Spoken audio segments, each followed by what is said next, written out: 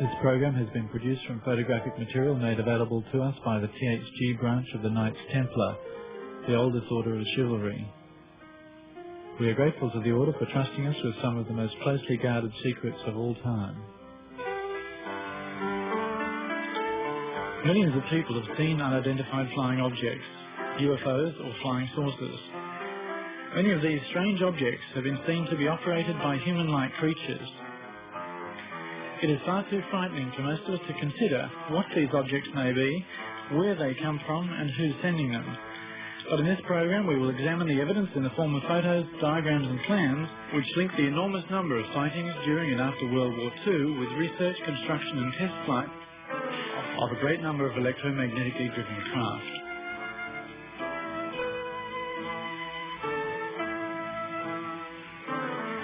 Some of these graphics are artists' impressions, but nearly all of what follows has been given to us as genuine material, which has been successfully kept secret for half a century.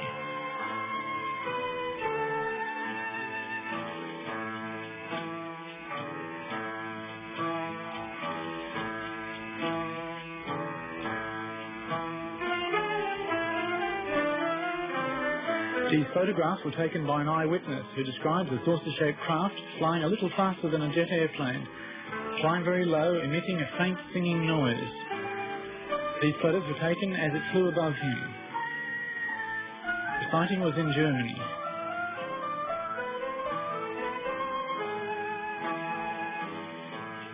Just in time I take photos as it flies above me.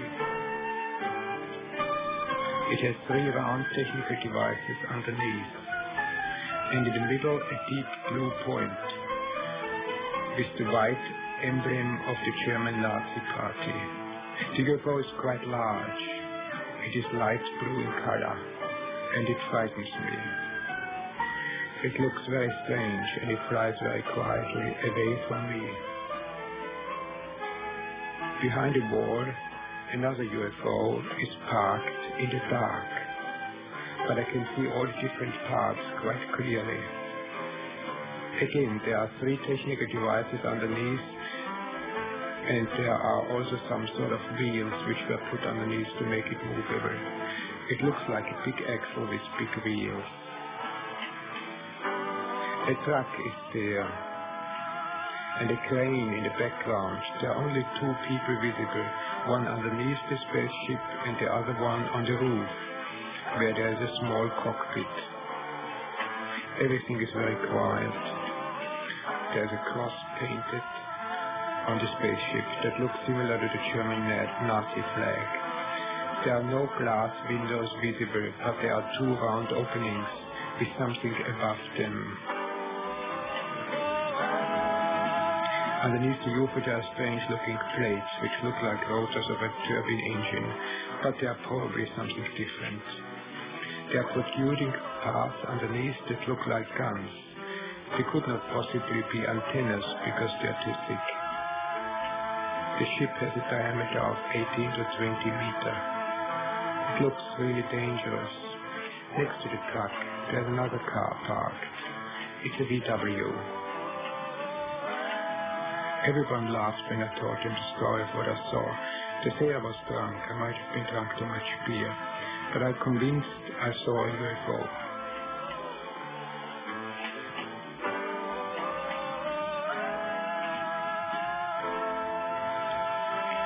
In the week following this UFO report, there were other reports also from Bavaria. For example, a petrol bowser lieutenant who said he'd seen a UFO, but people accused him of being drunk and made fun of him. So to avoid further ridicule, he said he was just making a joke. UFO reports are difficult to believe. It's up to each person to form their own opinion and to consider the implications for themselves. On the 14th of December 1944, the New York Times published the first of the UFO news stories. Floating mystery ball is new Nazi air weapon. It was disclosed on December the 13th by the Supreme Headquarters of the Allied Expeditionary Force that a new German weapon made its appearance on the Western Air Front. American airmen report that they are encountering silver-coloured spheres in the air above German territory. The spheres are being encountered singly and in clusters. Sometimes they are semi-translucent. This report is suggestive of electromagnetically driven craft. These objects frequently appeared where German troops were concentrated in northern Europe. Many ghost rockets were sighted, especially in Scandinavia and Norway.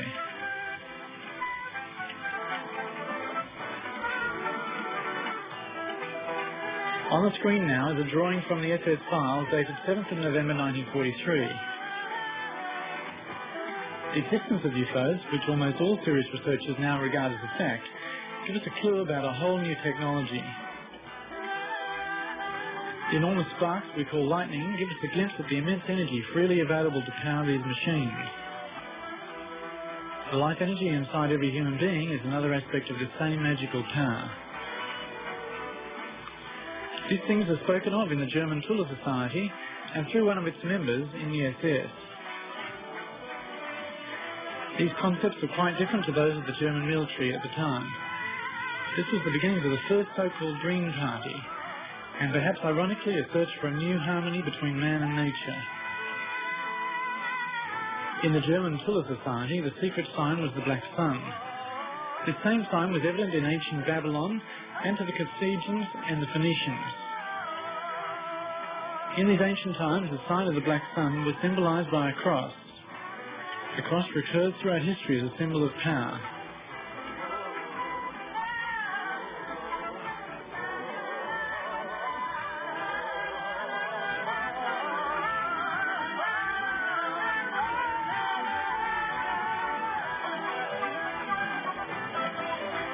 This symbol can be seen in the swastika of the Third Reich.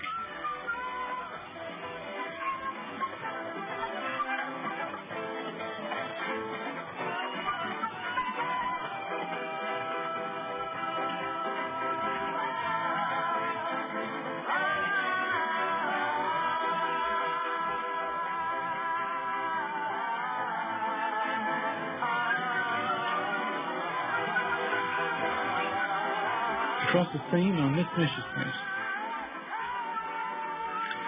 The Knight's Cross is a variation of this symbol, which is thousands of years old. We do not know where the Germans of the Third Reich got their ideas. This drawing of ancient Babylon displays the concept of an invincible power from the heavens.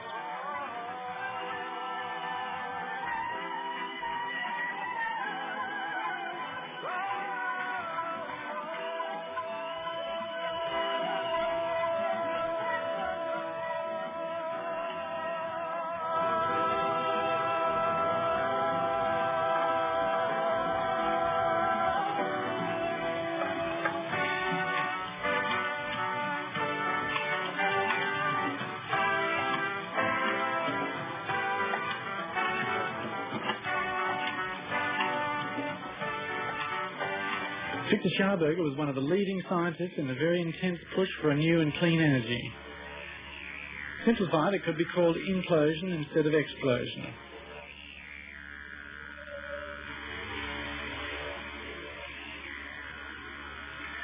There was a group within the Third Reich who were searching for constructive solutions, not destructive ones. In these diagrams you can see a new type of vehicle was being planned.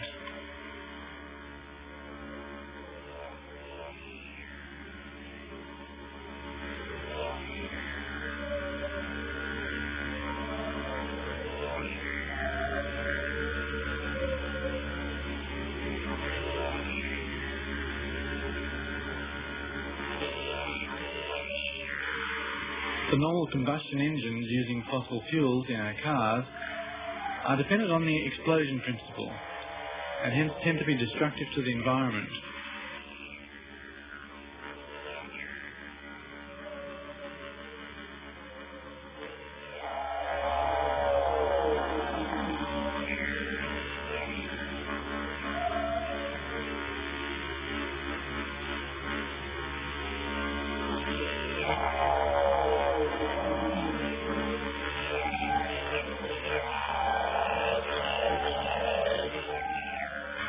Victor Scharberger's experimental vehicles were based on esoteric principles and focused his research on electrogravitation. In other words, regarding gravity as an electrical force which can be utilized for propulsion. The U-13 department of the SS concentrated their efforts on this technique. This was the means by which the Haunebu flying saucer was powered. Here you can see the construction plans of the Haunebu 2.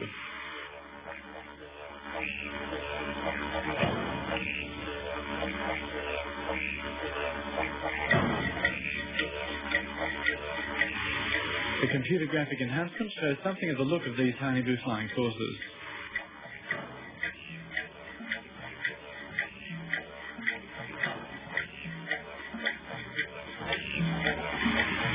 The engine is very likely to have been designed by Captain Hans Kohler and built by the German AEG company in 1944.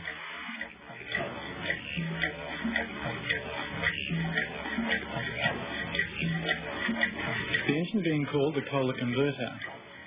This engine was designed so that it needed a relatively small amount of energy to activate it, this energy coming from an accumulator or battery. After a short time, the Kohler converter built up sufficient energy transformed from the gravitational field of the Earth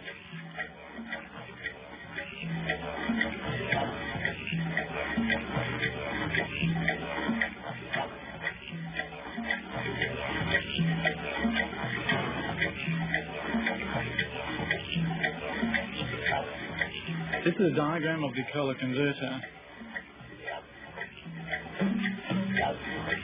and this is a photograph of the actual converter, operating on a principle of genius simplicity. This is a preliminary sketch of the Haunebu 2. The cockpit here is outlined in red.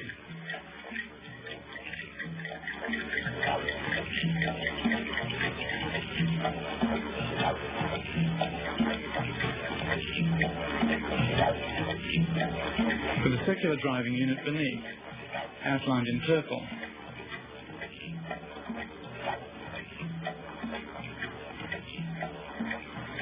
With adjacent space for people or soldiers. This machine was built somewhat like a modern ship, designed to be self-sufficient for long periods of time, with sleeping space and working area. Looking a bit like the brim of a hat, the saucer part of this machine is the means by which it is steered. This being achieved by emitting an electrically generated force in the chosen direction. There were a number of other spherical and saucer-shaped prototypes also built at this time, but using conventional rocket power. Under the code V7, a number of military prototypes were developed. These were concurrent with the V1 and V2 rocket development. The Schreiber-Habimol flying machine was a jet-propelled vertical takeoff and landing craft developed in 1942.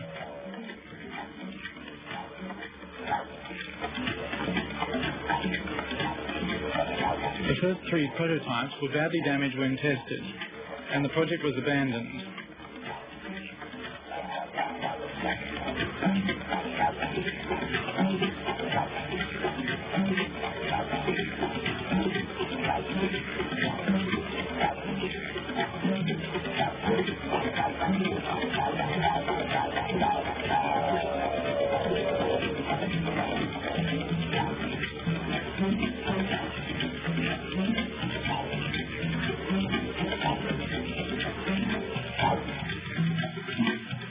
Dr. Richard Nitti, in cooperation with the Italian researcher Dr. Giuseppe Paluzza, also worked on a flying machine which was round in shape, and developed a new V7 prototype.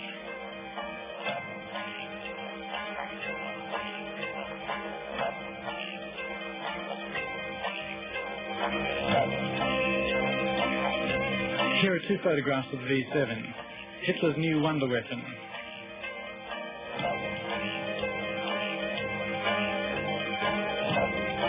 On the 7th of April 1944, Nitti showed construction plans to Hitler and demonstrated the vehicle in flight. In this photograph, Hitler is standing next to a model of the new prototype.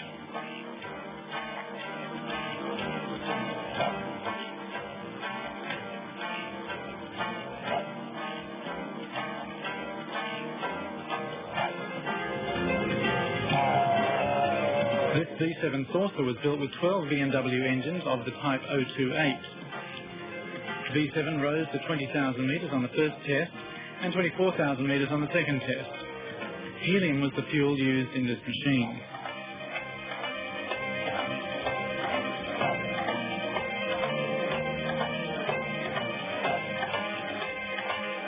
Here is a plan of the V7. After this, a new smaller type called Vril was developed. Here you can see a sketch of the Vril. And here's a photograph of the test flight. Work on these unconventional flying machines was a race with time, since conventional rockets were also being developed, and it was a matter of competing for resources, materials and manpower to build them.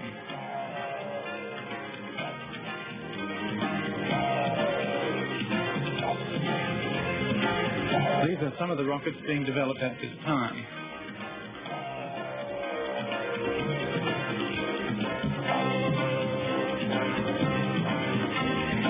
Every nation involved in the Second World War were developing new weapons. But the real wonder weapons were not associated with fire and noise, but were being developed and propelled quietly and secretly.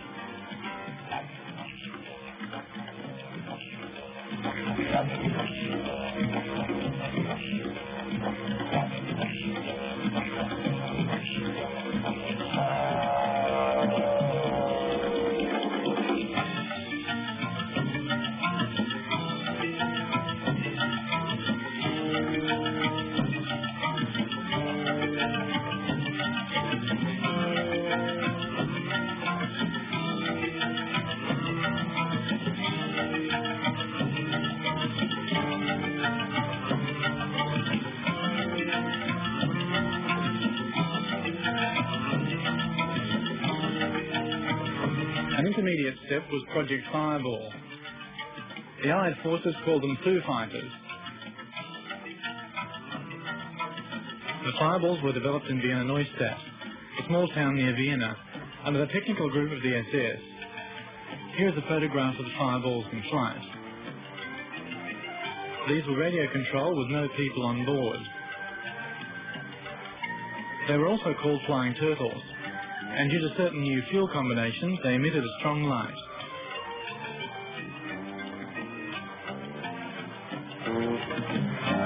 Developed to disrupt the ignition systems of enemy aircraft. This fits in with numerous reports of power failures associated with UFO sightings, including the New York blackout of the 60s. Next we have a drawing indicating the relationship between the Earth's magnetic force, seen here with the North and South Pole, and the electromagnetic field around the flying saucer. This is a list of 261 flying saucers, including 3 Haunebu models and 84 Vrils. These were built towards the end of World War II. As well as this, there was some Meterpfeil 7. The Haunebu had a diameter of 25 meters. The development and construction of these flying machines created the most top-secret documents and the most top-secret projects of the Second World War. The engine of the Haunebu was the Kohler Tachionata electrogravitation motor in combination with a Fundergraf belt generator. Most of the photographs are of the Haunebu 2.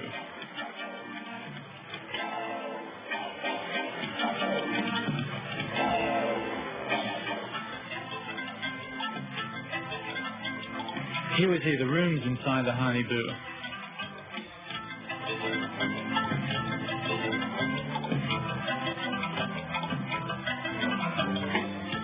From these drawings we can imagine what it would have looked like inside a German flying saucer.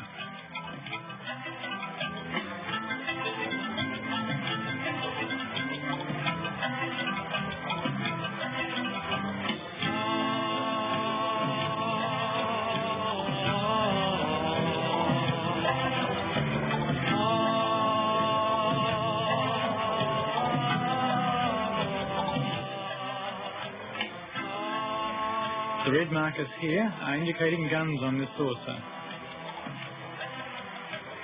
These are photographs of the Haunebu 2, probably taken during a test flight. We can see a gun on the bottom of this Haunebu, and what may be a symbol of the Third Reich. What a terrifying impact this must have made on people seeing the craft at a low altitude.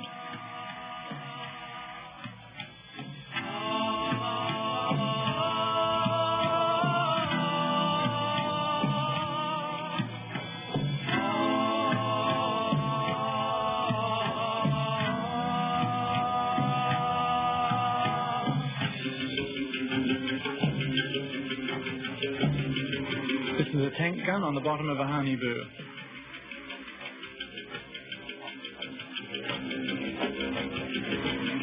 Here again are construction plans from the Haunebu series, indicating that this mystery was once a reality. This gives weight to the suggestion that international oil companies, who control the majority of world commerce, may have something to gain by the continuing suppression of the technology which keeps these massive machines silently in the air.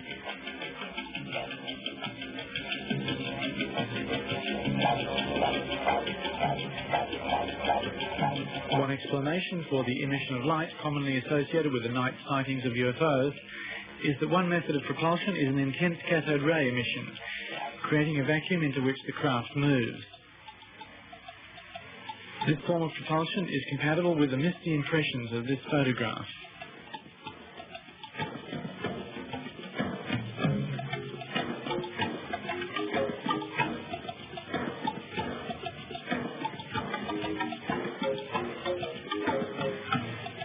The gun is clearly visible under this craft. These photographs show the Haunebu 2 experimental craft fitted underneath with tank guns developed for the Sherman Panzer or Panzer tanks. Although originally these craft were designed to carry electronic guns, they were later fitted with 7.5 centimetre tank cannons. The weight of the cannon would not have been a problem on the Haunebu craft, which weighed almost 100 tons anyway, because the tachyon electrogravitation engine generated its own gravitational field.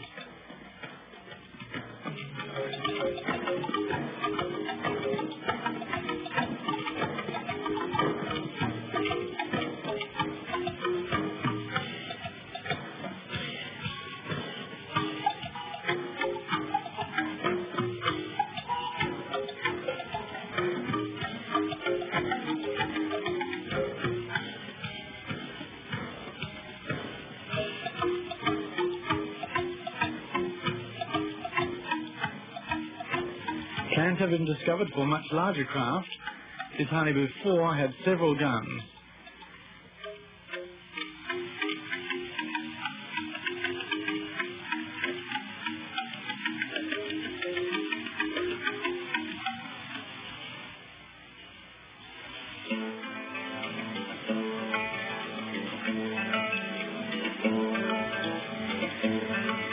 There was also evidence of small, highly manoeuvrable craft.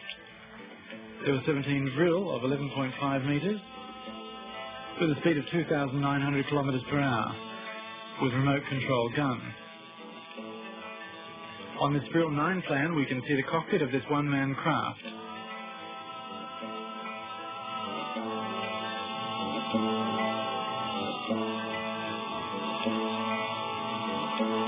These are low-altitude test flight photos.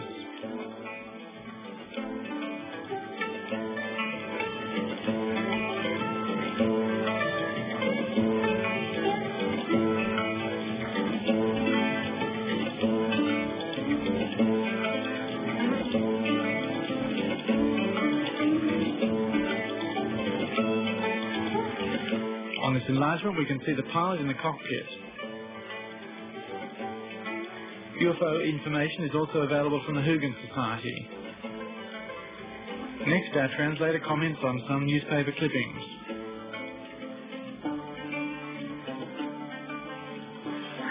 Here's an interesting press release.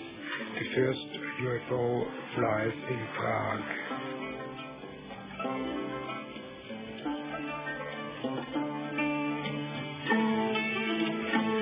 Flying saucers invented in Germany.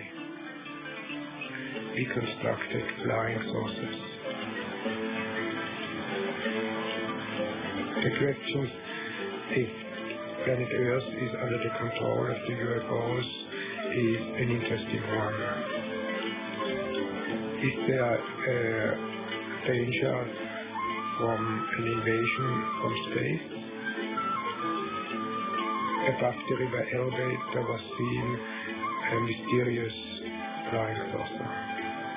There was a hunt for UFOs in Canada too.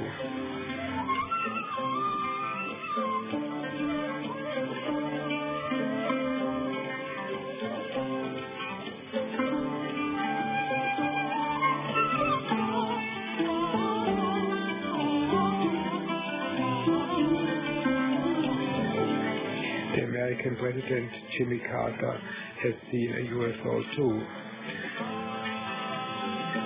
All over the world there has been sightings of UFOs and mysterious flying objects.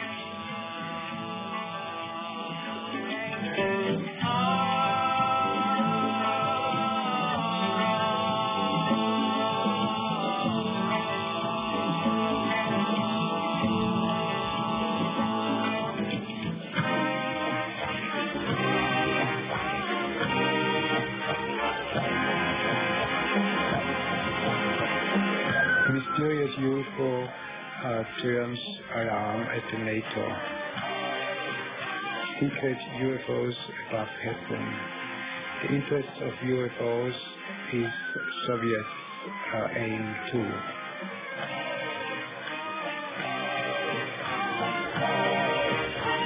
Edwin Aldrin, the second man on the moon, saw 7 UFOs and he was not allowed to talk about it. UFOs at night above Hamburg. 2 policemen saw it too. 100 Germans saw a blue UFO.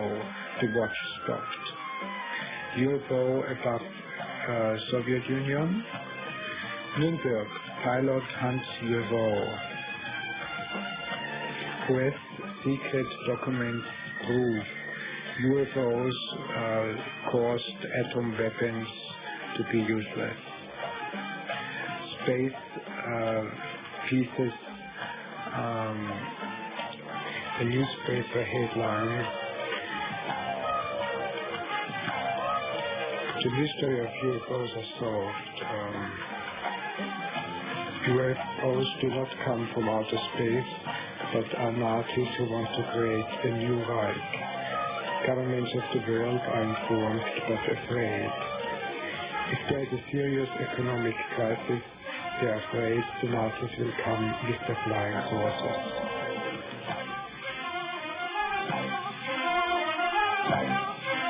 It is not only flying saucers that have been seen, but also flying cigars. Huge spaceships shaped like a cigar. These could be the motherships. The idea of a mothership was developed in Germany in 1944, or possibly earlier. This project was called Andromeda.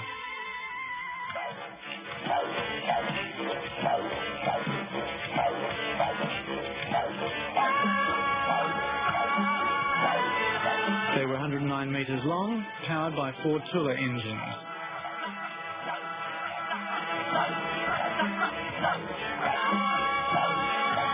They were designed to carry 1 Haunebu and a few vril.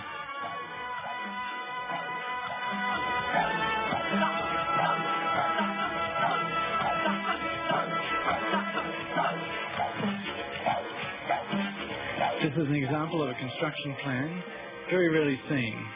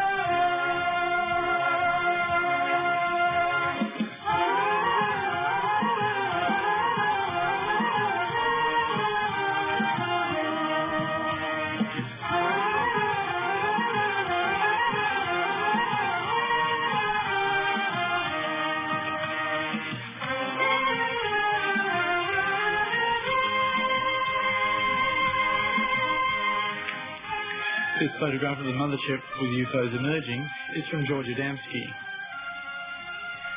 George Adamski also saw a Haunebu-type spacecraft. He claimed they came from Venus. For comparison, here is a computer-generated replica of the Haunebu 2.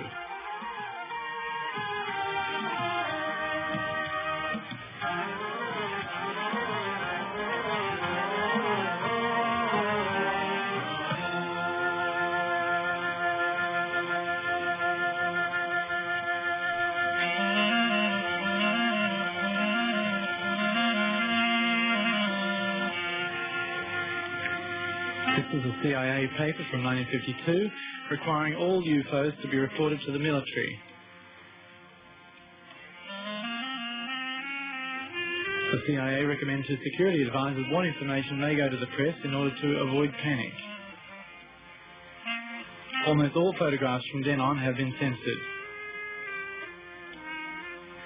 About that time, a movie called Earth vs. Flying Saucers was released, but very soon disappeared. This had extraordinary special effects and has only recently turned up in local video stores. This German news clip is a report that an American farmer who witnessed the landing of a flying saucer claimed that the occupants spoke German. The farmer was arrested.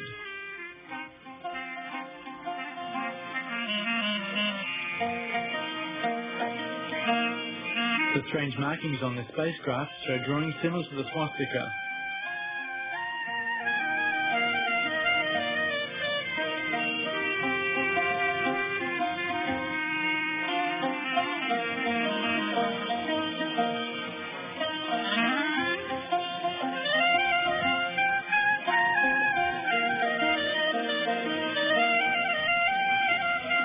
Adamski had a friend who also saw flying saucers landing. He was a relative of Winston Churchill. His name was Desmond Leslie. Adamski and Leslie were not arrested. From then on, saucers looking like a Haunebu 2 were thought to come from Venus. The origin of the many types of UFOs seen in almost every country on the planet remains a question.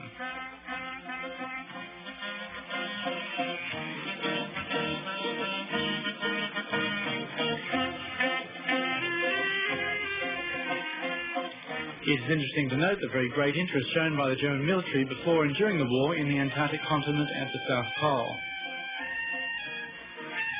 In 1938, as Germany was strongly preparing for war, Captain Richter led an Antarctic expedition. He was sent there by Hermann Goering. This top-secret expedition was directed to ice-free parts of the Antarctic.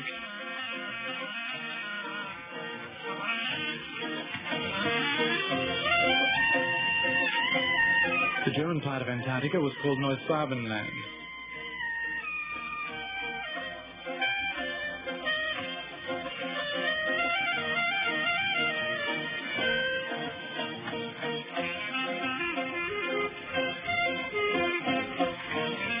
These positions are where German flags were erected.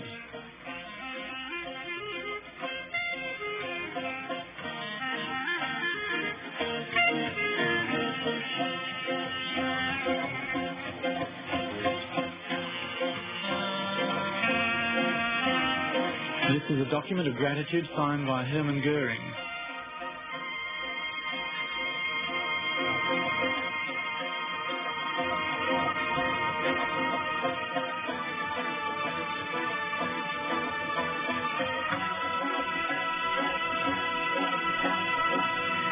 At the height of the Second World War, Admiral Dönitz, the submarine warfare expert, made a very secret mission to move the so-called Last Battalion.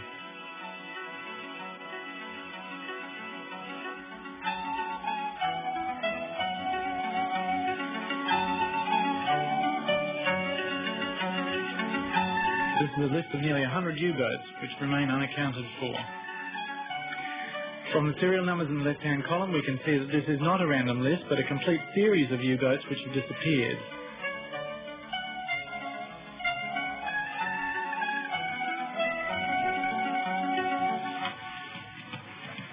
There is evidence of a number of secret bases in the Antarctic.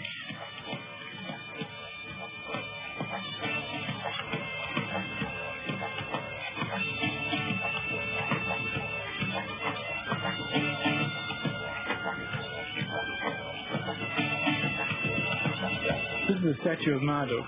More of him later.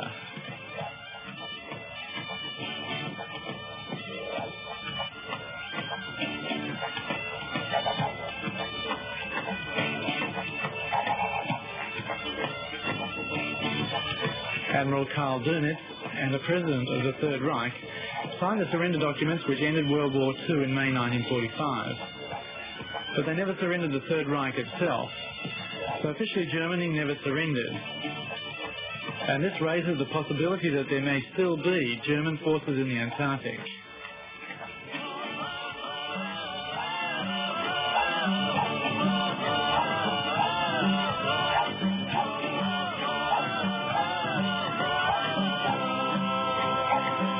At the beginning of the war in 1939, Hitler said that if Germany was overrun, the fight would continue from outside. Perhaps we need not place any special significance to this remark. During 1952 in Washington there was panic. You can see from these photographs of a radar screen UFOs flying in formation. They went straight over the White House. A number of radar surveillance centres had the same alarming images on their screens. This was July 1952.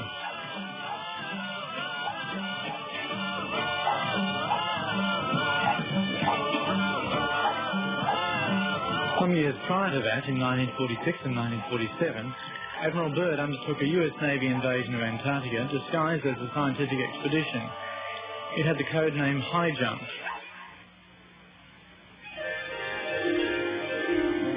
After preparations in the previous year, Operation Highjump started on the 30th of February 1947.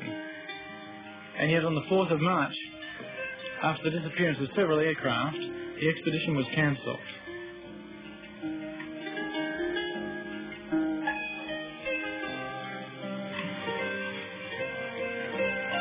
Although the details have never been published, Admiral Byrd said that objects were able to fly from one pole to the other, and it was necessary to defend ourselves against flying machines from the Antarctic.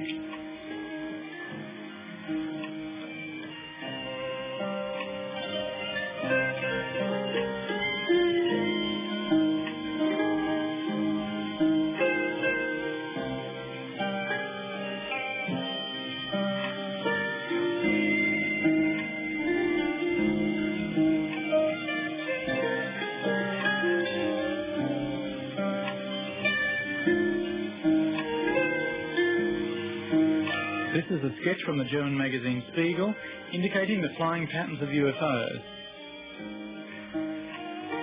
A New Zealand airline pilot, Bruce Cathy, observed similar patterns over New Zealand.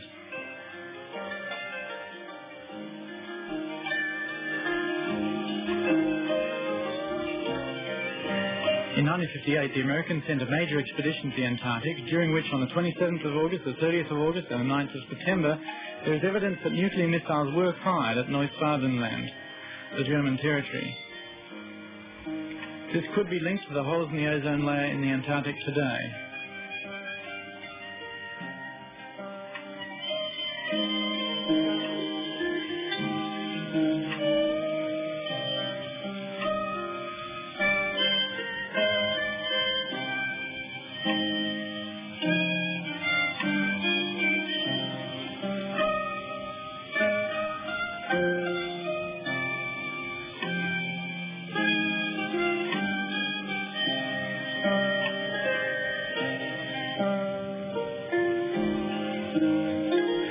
Parts of a report of a kamikaze operation being a joint German-Japanese expedition in the Haunebu 3 to the planet Mars.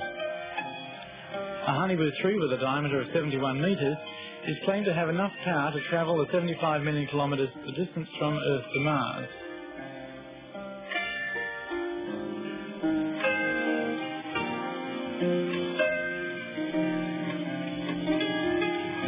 There is a 1945 report that the SS Department D4 decided to make this journey. This would have been a one-way trip, unless they received help along the way or at the other end of the journey.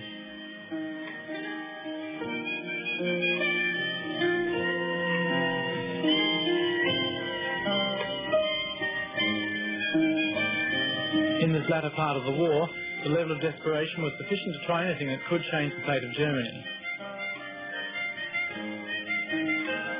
The Haunebu 3 was supposed to reach Mars in 8.5 months, in January 1946. The Haunebu 3 was the only craft which had the speed to reach Mars, and yet if it did arrive, there's no evidence of a friendly welcome. These photographs of the surface of Mars show the bleak landscape that would have greeted these space travellers.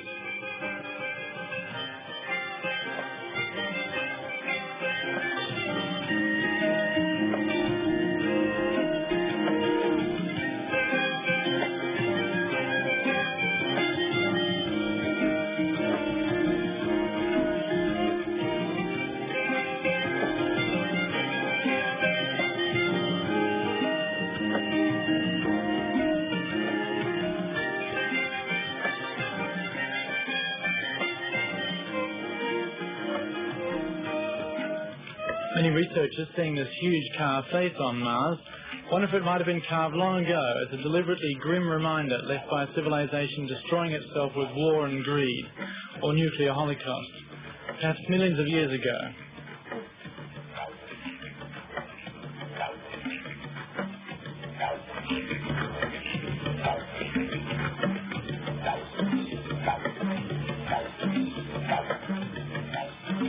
There's an old Egyptian legend of the god Marduk being sad about his home country, Mars. There are photographs of pyramids on Mars and of a ruined city the size of Los Angeles, complete with an underground grid system still emitting infrared or heat radiation.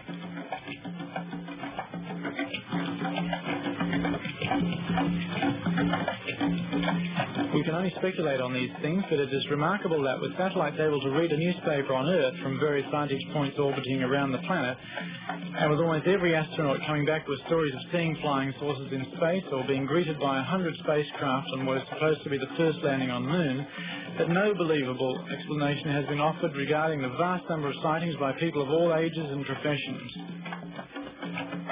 For 1 million in the USA alone, where military personnel are trained to debunk sightings, and NASA curiously publishes photographs showing UFOs, such as this one.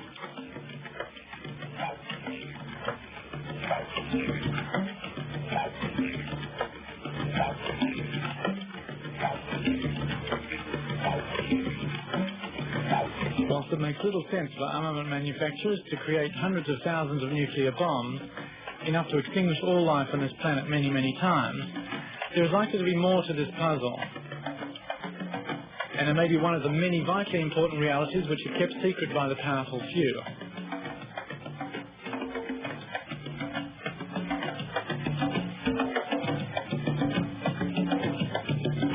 These are official NASA photographs.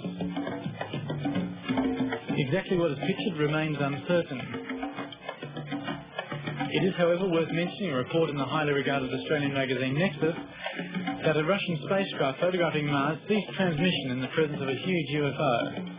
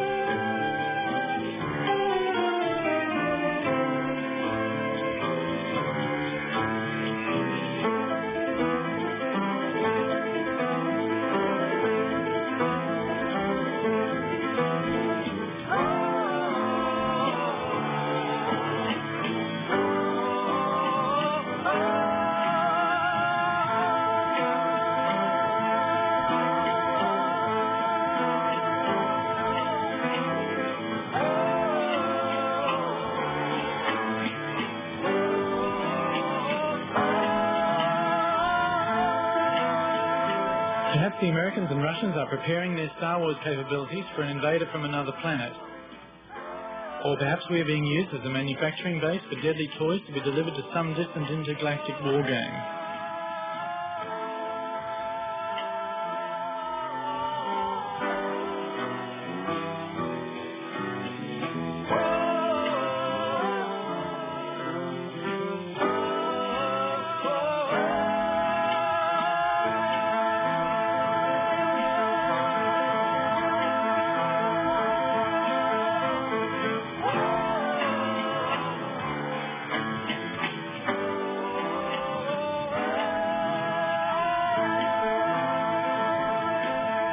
Every ancient civilization has stories of space travellers in fiery chariots from the sky.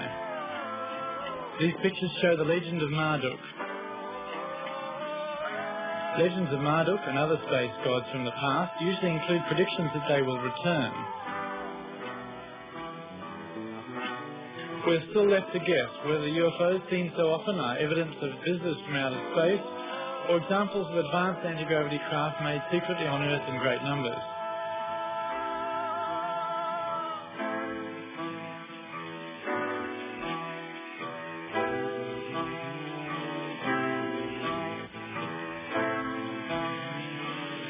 Whatever the truth of these things is, it may be time to find a new system of planetary management, where love is the currency and money and time are only rated brief mentions in history books.